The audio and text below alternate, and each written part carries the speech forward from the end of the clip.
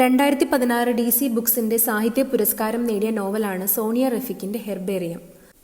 Dubai നഗരത്തിലെ ഫ്ളാറ്റിന്റെ ഇത്തിരി ചതുരത്തിൽ നിന്ന് നാടിന്റെ പച്ചപ്പിലേക്ക് പറിച്ചു നടപ്പെടുന്ന ടിപ്പു എന്ന കൊച്ചുകുട്ടിയാണ് ഇതിലെ കേന്ദ്ര കഥാപാത്രം. ടിപ്പുവിന്റെ അമ്മ ഫാത്തിമയുടെ മരണശേഷം അവനെ നാട്ടിലേക്ക് അയക്കാൻ അച്ഛനായ ആസിഫ് നിർബന്ധിതനാവുകയാണ്. അതേ തുടർന്ന് വീഡിയോ ഗെയിമുകളുടെ ലോകത്ത് വിഹരിച്ചിരുന്ന ടിപ്പുവിന്റെ കാഴ്ചപ്പാടുകൾ മാറി മറിയുന്നതാണ് നോവലിന്റെ പ്രമേയം. ഫാത്തിമ ഗ്രാമാന്തരീക്ഷത്തിൽ ജനിച്ചു വളർന്നവളായിരുന്നു. കണ്ണടച്ച് ഉള്ളിലേക്ക് നോക്കിയാൽ വെളിച്ചം മാത്രം കാണുന്നവൾ. ആസിഫിനോടൊത്തുള്ള ദുബായിലെ ജീവിതം അവളിലേറെ മാറ്റങ്ങൾ കൊണ്ടുവന്നു. മാറ്റത്തെക്കാൾ ഉപരി കാലാവസ്ഥയ്ക്ക് അനുസൃതമായി ഇലകൾ കൊഴിക്കുകയും തളിരിടിയിക്കുകയും ചെയ്യുന്ന മരങ്ങളുടേതുപോലൊരു പൊരുത്തപ്പെടലായിരുന്നു ഫാത്തിമയുടേത്. ഫാത്തിമയുടെ വേർപാടിനു ശേഷം അവൾ പലയിടങ്ങളിലായി എഴുതി ഒളിപ്പിച്ചു വച്ചിരുന്ന വരികളിലൂടെയാണ് ആസിഫ് അവളെ കണ്ടെത്തുന്നത്. ഫാത്തിമ ഏതു മണ്ണിലും വേരിറങ്ങുകയും ഏതു കാറ്റിലും ചിറകു വിടർത്താനാവുകയും ചെയ്യുന്നവളായിരുന്നെന്നും ആസിഫ് തിരിച്ചറിയുന്നു. അലൈനിലെ തിലാപ്പിയ തടാകം കാണാനായി പോയ ഒരു ഒഴിവു ദിവസമാണ് അവർക്ക് ഫാത്തിമയെ നഷ്ടപ്പെടുന്നത്. സ്വാതന്ത്ര്യത്തോടെ തന്നെ വളർത്തിയ ഉമ്മയുടെ തിരോധാനം ടിപ്പു നിസ്സംഗതയോടെയാണ് നേരിടുന്നത്. തിലോപ്പിയ തടാകം കാണാൻ പോയ അവന്റെ ഉമ്മുടു ഏതു നേരത്തും തിരികെ വരും എന്നതാണ് അവന്റെ വിശ്വാസം.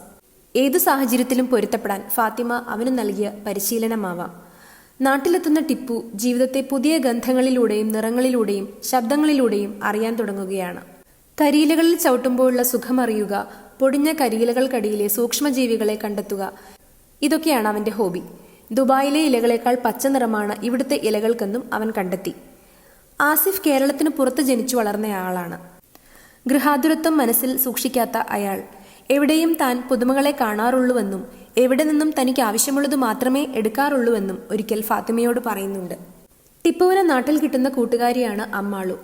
അവനെ പ്രകൃതിയോട് അടുപ്പിക്കുന്നതിൽ അമ്മാളുവിന് പ്രധാന പങ്കുണ്ട്. കൗതുകങ്ങളുടെയും ശേഖരണങ്ങളുടെയും ലോകം അവൾക്ക് സ്വന്തമാണ്. ടിപ്പുവിന്റെ ജീവിതത്തിലേക്ക് കടന്നു വരുന്ന മറ്റു രണ്ടു പേരാണ് തങ്കമ്മയും അവർ വളർത്തുന്ന അങ്കു എന്ന ആമയും. ആമയെ സന്തോഷിപ്പിക്കാൻ ടിപ്പു നടത്തുന്ന ശ്രമങ്ങൾ പാഴാവുമ്പോൾ അതിനെ കാട്ടിൽ വിടാൻ അവൾ തയ്യാറാകുന്നു. ഇലകൾ ശേഖരിച്ച് ഹെർബേറിയം നിർമ്മിക്കുക എന്ന ജോലി ടിപ്പുവിനും അമ്മാളുവിനും കൂടി ഏൽപ്പിക്കുന്നത് അമ്മാളുവിന്റെ പിതാവായ വിനീതാണ്. പഠനത്തിനായി സസ്യങ്ങളുടെ ഇലകൾ ഉണക്കി സൂക്ഷിക്കുന്നതിനെയാണ് ഹെർബേറിയം എന്ന് പറയുന്നത്.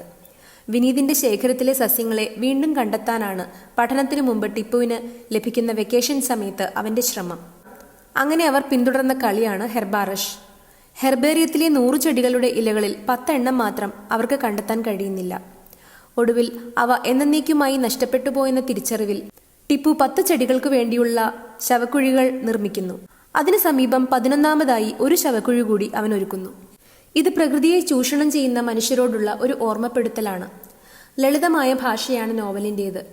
കുട്ടികളുടെ മനോഗതങ്ങൾ, ഫാത്തിമയുടെ കുറിപ്പുകൾ എല്ലാം തന്നെ വളരെ മനോഹരമായിരിക്കുന്നു.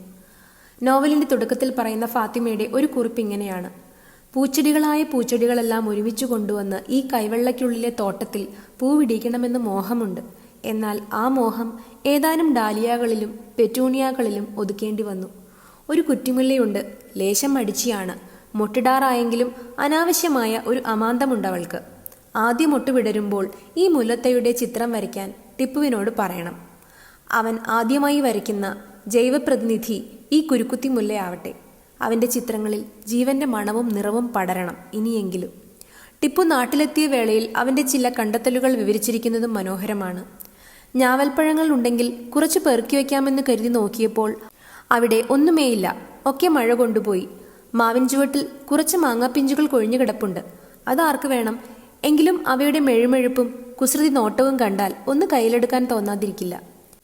നോവലിന്റെ അവസാന ഭാഗത്ത് വിവരങ്ങൾ കുറച്ച് നീണ്ടുപോകുന്നുണ്ട്. ഇതൊരു മടുപ്പിന് കാരണമായേക്കാം.